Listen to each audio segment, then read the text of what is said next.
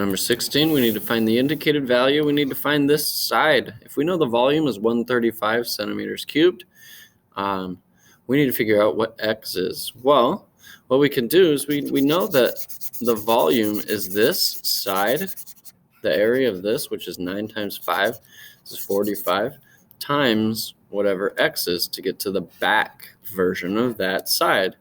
We take this rectangle and we stretch it out in 3 dimensions. So volume equals 45, that's what 9 times 5 is, times x. And the volume is 135, so I'll get rid of that.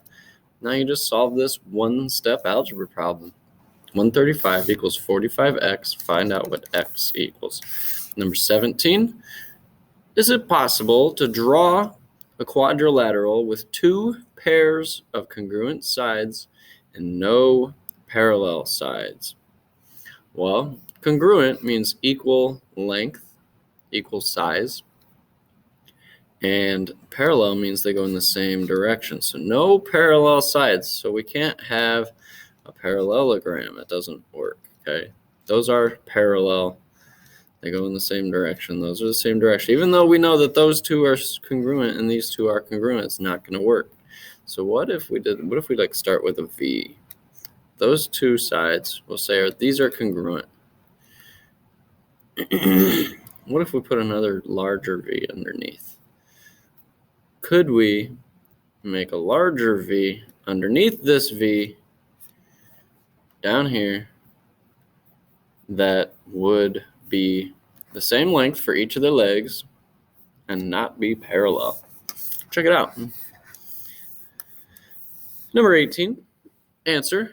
Make a recommendation to the school concerning the traffic in the parking lot. Well, we have not very many students who ride skateboards. About 4 kids ride a skateboard and 5 kids ride a bike.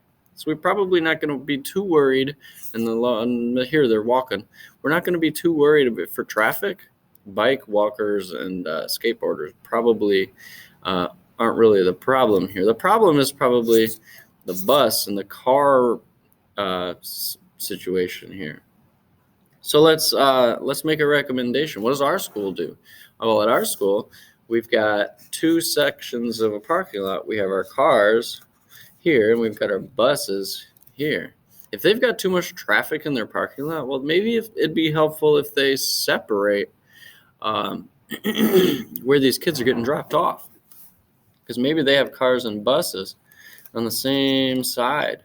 Or maybe their cars and buses could come at different times of the day. Maybe their buses or their cars should show up 10 minutes earlier than the buses do, or the other way around. Just give me some sort of recommendation for this school, because they've got a problem. All their cars and buses are showing up to the same spot at the same time, and they've got a lot of traffic in the parking lot. Number 19, calculate the probability of us getting blue. Well, there's 6 blues. How many total do we have? 5, 11, 12, 13, 14, 15, 16. 6 out of 16, which is 3 out of 8. I want this as a decimal. So you do 3 divided by 8. And I want this as a percent. It's where you take your decimal and multiply by 100. And now we need to tell me, how likely is it? Is it impossible? Is it unlikely? Is it as likely as not, which would mean 50%? If this is 50%, that'd be as likely as not. Is it likely, or is it certain? Number 20, will a circular rug with a circumference is pi times diameter, of 31.4 feet fit in a room that is 10 feet long, 10 by 9 feet long? Well, let's find out. And they want us to use 3.14 for pi. So circumference equals pi times d. If you don't remember that, Google it, okay? If you ever get a circumference problem, you're going to need to use circumference, and you forgot, Google it. So 31.4 equals 3.14 times d. Well, this is a one-stepper. Divide by 3.14. By the way, I used that because it told me to. Divide by 3.14. 31.4 divided by 3.14 is 10 equals d. That's 10 feet. So we've got a circle that's 10 feet long. It would fit this way.